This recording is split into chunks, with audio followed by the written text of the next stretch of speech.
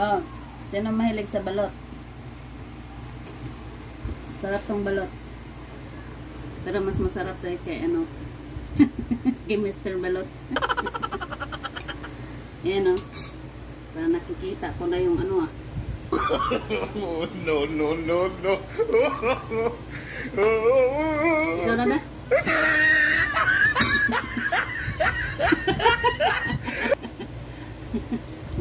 Parang may mata lang.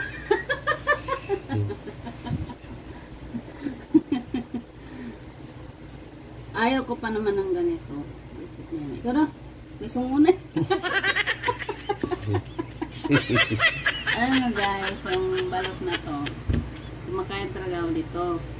Madilim nga ng para diretsuhan. Nang nagbuntis ako sa anak ko yung si Damolski,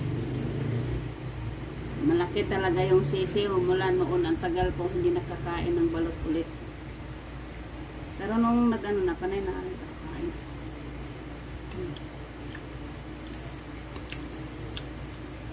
Kahit puti, inin.